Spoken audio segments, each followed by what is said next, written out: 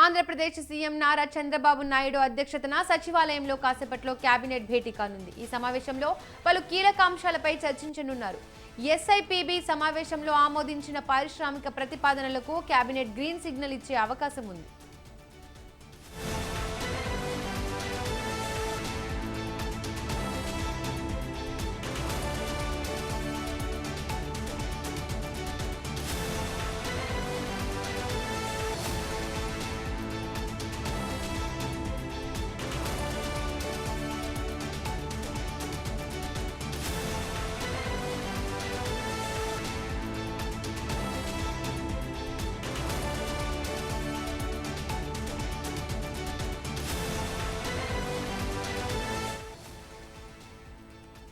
Andhra Pradesh CM Nara Chandrababu Naidu అధ్యక్షతన సచివాలయంలో కాసేపట్లో కేబినెట్ భేటీ కానుంది. ఈ సమావేశంలో పలు కీలక అంశాలపై చర్చించనున్నారు.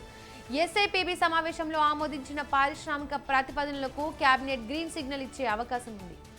ఇక ఈ అంశంపై మరిన్ని అప్డేట్స్ మా ప్రతినిధి సంతోష్ అందిస్తారు. సంతోష్, చెప్పండి.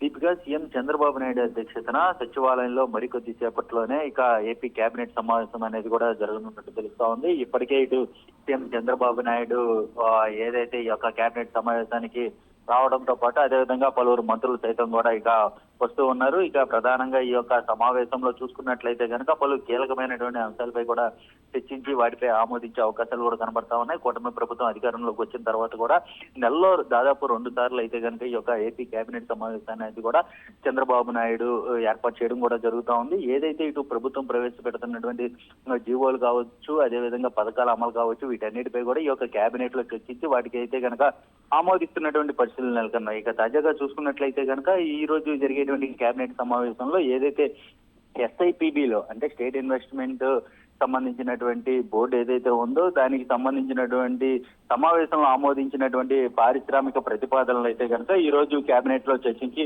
వాటికి గ్రీన్ సిగ్నల్ ఇచ్చే అవకాశాలు కూడా కనబడతా ఉన్నాయి. ఏదైతే 44,776 కోట్లతోటి రాష్ట్రంలోని వివిధ ప్రాంతాల్లో పరిశ్రమల ఏర్పాటుకి అయితే కనుక ఈ ప్రతిపాదనలు ఉండబోతున్నట్టు కూడా తెలుస్తోంది. ఏదైతే రాష్ట్రంలో పంప్డ్ స్టోరేజ్ అదేవిధంగా సౌర పవన విద్యుత్ ఉత్పత్తి ప్రాజెక్టులకు అయితే కనుక ఆమోదించే అవకాశాలు కూడా కనబడుతున్నట్టు తెలుస్తా ఉంది. ఇక ప్రధానంగా ఏదైతే ఇటీవలే ఫిబ్రవరి 1వ తేదీ నుంచి రాష్ట్రంలో ఏదైతే రిజిస్ట్రేషన్ విలువలు పెంచుతూ ఆమోదించినటువంటి సర్కారు వీటిపై కూడా ఆమోదం పలకనున్నట్టు కూడా తెలుస్తా ఉంది. అదే విధంగా ఏదైతే రాష్ట్రంలో నెలకొన్నటువంటి ఏదైతే 22A ఫ్రీ హోల్డ్ భూములపై కూడా ఆయా జిల్లాల్లో స్టేటస్ నోట్ అనేది కనుక ఇటు మంత్రులందరూ కూడా ఈ యొక్క కేబినెట్ లో అయితే ఇవ్వనున్నట్టు కూడా తెలుస్తా ఉంది. అదే విధంగా ఇక ఉగాది నుంచి P4 విధానం అమలు అంశంపై కూడా ఇటు కేబినెట్ లో చర్చించే అవకాశాలు కూడా కనబడతా ఉన్నాయి. ఇక ఇటీవలే ఏదైతే ఉన్నత విద్యా మండలికి ప్రత్యేక కమిషనరేట్ ని ఏర్పాటు చేస్తూ కూడా ఒక జీవోని అనేది విడుదల చేయడం జరిగింది. దీనిపై కూడా ఈ కేబినెట్ లో చర్చించే అవకాశాలు కూడా కనబడుతున్నట్టు తెలుస్తా ఉంది. అదేవిధంగా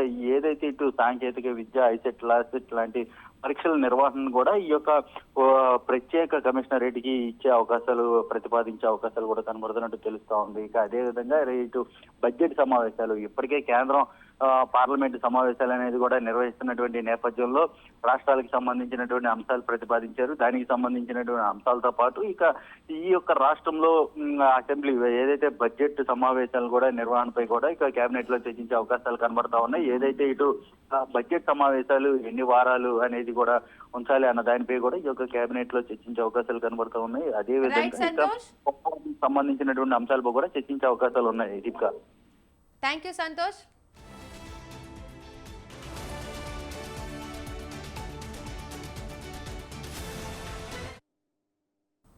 బులెటిన్లో షార్ట్ బ్రేక్ తీసుకుందాం. Stay tune.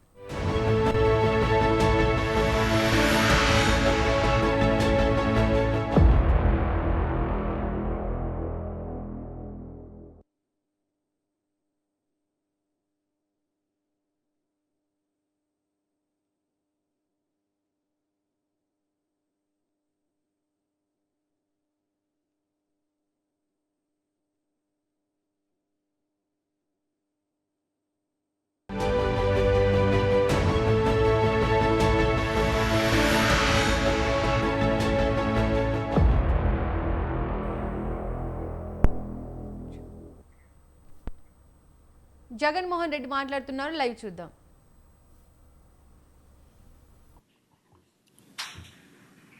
కూర్చోను.